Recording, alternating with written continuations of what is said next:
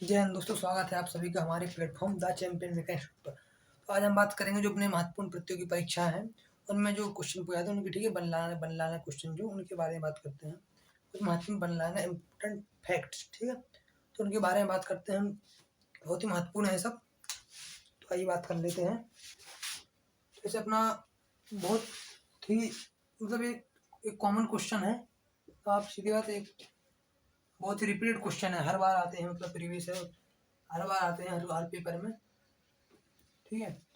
तो ऐसे महत्वपूर्ण कुछ ऐसे फैक्ट्स हैं। ऐसे बात कर ले प्रकाश संश्लेषण के दौरान, प्रकाश संश्लेषण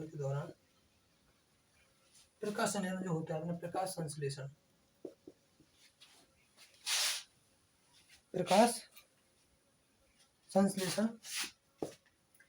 के दौरान पौधे सूर्य का प्रकाश होता है उसका कितना परसेंट भाग ग्रहण करते हैं।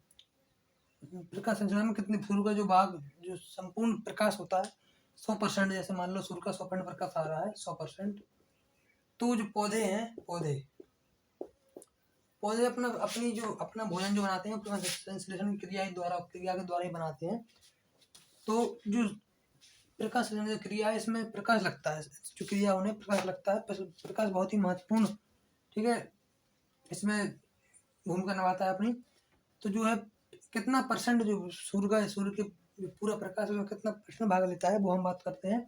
तो वो लेता है 1% से 4% तक, कभी 1, कभी ठीक है 3, कभी 4, मतलब ये क्लियर नहीं है कितना ही, मतलब ठीक है 1 से 4% के बीच लेता है, तो 1 से 4% के बीच लेता है, ठीक है। और बात करें और आगे, तो जैसे कि अपना वो है क्लोरीन अपना तत्व है क्लोरीन की द्रव्यमान संख्या, क्लोरीन की परमाणु संख्या कितनी है, वो 70 नंबर पे, 70 नंबर पे आता है।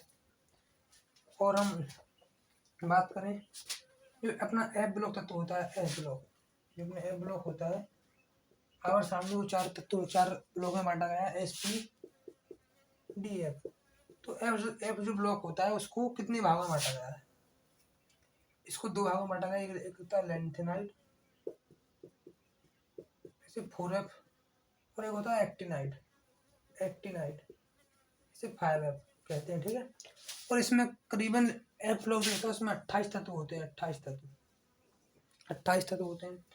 तो 14 इसमें F4F में, लेंथेनाइड में, 14 एक्टिनाइड में, 5F में, 14 + 14 28, टोटल कितने 28 तत्व, ठीक है, ब्लॉक में हो गए। तो हम और बात करें आगे, तो जो होता है अपना कोशिका का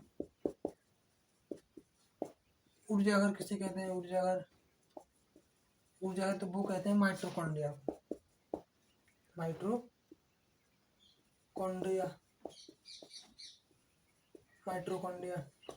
और कोशिका की आत्मघाती थैली किसे कहते हैं, कोशिका की निश्चय जंतु कोशिका होती है, तो कोशिका पादप कोशिका भी होती है, जंतु कोशिका भी होती है, पादपों में, पौधों में कोशिकाएं पाई जाती हैं, कोशिका पाई जाती है, और कोशिकाएं पाई जाती हैं, कोशिकाएं बहुत सारी होती हैं, एक नहीं, और जंतुओं में भी कोशिकाएं पाई जाती हैं। तो कोशिका की आत्मघाती थैली जो होती है अपनी, आत्मघाती थैली किसे कहते हैं, तो ये वो है अपना लाइसोसोम। और ऐसा भी है कि कुछ तत्व जो है जैसे माइटोकॉन्ड्रिया, लाइसोसोम है, इनमें बहुत सारी, कोशिका के अंदर बहुत सारे वो होते हैं भाग। तो उसके जो कुछ भाग पौधे में पाए जाते हैं, कुछ पौधों में नहीं पाए जाते हैं, कुछ जंतु में पाए जाते हैं, कुछ पौधों में पाए जाते हैं, तो जंतु में पाए जाते हैं, और जंतु में पाए जाते हैं, पौधों में पाए जाते हैं। तो ठीक है, देखिए इसके बारे में हम एक पूरा डिस्कशन लाएंगे, तो उसमें बात करेंगे कि कोशिका और पादप कोशिका में जो अंतर है वो क्या है, ठीक है, उसके अंतर के बारे में बात करेंगे, वो पूरा डिटेल में समझेंगे, चित्र समेत समझेंगे हम उसको।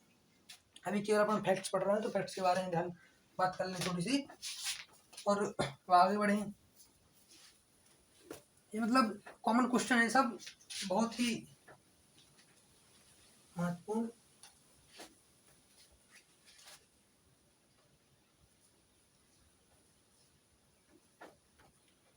तो डीएनए जो अपना डीएनए है, डीएनए इसका पूरा नाम तो डीऑक्सी राइबो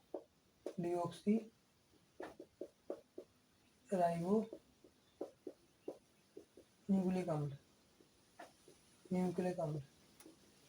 तो डीएनए जो अपने शरीर का महत्वपूर्ण भाग है, या कहें तो महत्वपूर्ण पदार्थ, ठीक है, जो कि अपने वंशानुगत जो पीढ़ी उसी से बढ़ाने में मदद करता है।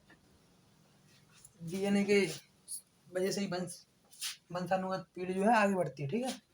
तो हम बात कर रहे हैं आरएनए के बारे में। आरएनए का जो फुल फॉर्म वो क्या है, तो वो है राइबो न्यूक्लिक अम्ल।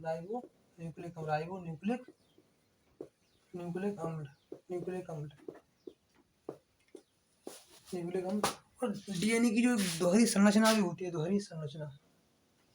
डीएनए की दोहरी संरचना बहुत महत्वपूर्ण क्वेश्चन है। तो इसकी जो खोज किसने की थी, वो दिया था, मॉडल दिया था, दोहरी संरचना मॉडल दिया था, वो दिया था किसने, एक दो वैज्ञानिक हुआ थे, डॉब्सन एंड क्रिक, ठीक है। एक वो वैज्ञानिक हुआ करते थे क्रिक, और एक वैज्ञानिक हुआ थे डॉब्सन हुआ करते थे, पता नहीं वैज्ञानिक का जानकारी नहीं हुआ के बारे में, दो हुआ करते थे, एक है ना डॉब्सन एंड क्रिक। एक वैज्ञानिक हुआ करते थे, वो हुआ करते थे अपने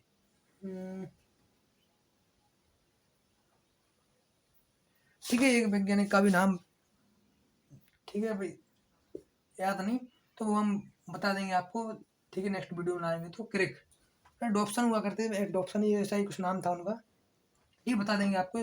इसमें दो वैज्ञानिक शामिल थे, ठीक है, दो वैज्ञानिकों ने मिलकर दिया था डीएनए की दोहरी संरचना।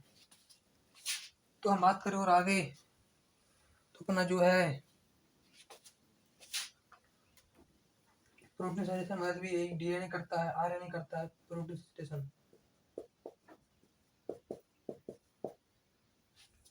संश्लेषण निर्माण में मदद, तो वो करता है अपना राइबोसोम, इनके कारण प्रोटीन बनता है, राइबोसोम, ठीक है। तो और हम बात करें आगे, राइबोसोम हो गया अपना।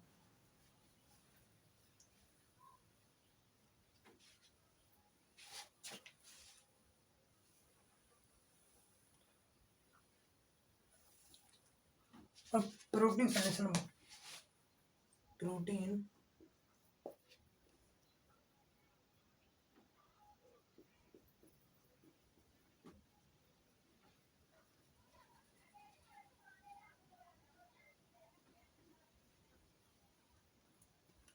संश्लेषण होता है, प्रोटीन संश्लेषण के समय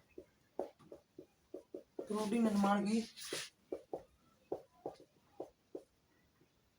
सूचना संदेश जो होता है, मैं राइबोसोम को कौन देता है, राइबोसोम जो है वो राइबोसोम के इत्यादि होता है, राइबोसोम कौन देता है कि सूचना कौन देता है, तो अपना होता है डीएनए देता है, ठीक है, डीएनए। तो ये भी, और एक बात कर ले हम, जो अपनी छाया बनती है, छाया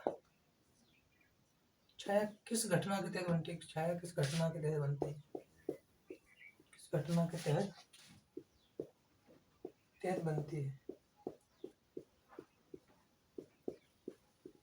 अपना एयर पूछा जा चुका है, और अपना परीक्षा होती है अपनी टेट, अभी यूपी टेट, उसमें क्वेश्चन पूछा गया था। तो जो बनता है, जो छाया बनती है, वो बनती है प्रकाश की, तो जो प्रकाश की सीधी रेखा में गति के कारण, गति के कारण। और एक रीजन इसका ये भी है कि जो प्रकाश के मार्ग में अवरुद्ध आ जाने के कारण, प्रकाश के मार्ग में अवरोध आ जाने का, अवरोध मतलब कोई, ठीक है, विरोधी आ जाए, जैसे कोई, ठीक है, अपन खड़े, तो ऐसे अपना प्रतिबिंब बनता है, तो अपने जो देह होती है, उसी कारण प्रतिबिंब बनता है अपना, ठीक, जितना अपना शरीर होगा उतने में जितना प्रकाश अपने सामने रोकेगा, तो उतना ही प्रतिबिंब बनता है। प्रकाश के मार्ग में अवरोध आ जाने से, ठीक है, तो ये सब है। ठीक है दोस्तों, तो आज की वीडियो में इतना ही, मिलते हैं नेक्स्ट वीडियो में बहुत जल्दी। तो यदि आशा करते हैं आपको वीडियो अच्छा लगा हो तो सब्सक्राइब करना एवं ना भूलें। हम कमेंट बॉक्स में अपनी वीडियो जरूर दें और लाइक जरूर करें। ठीक है, धन्यवाद।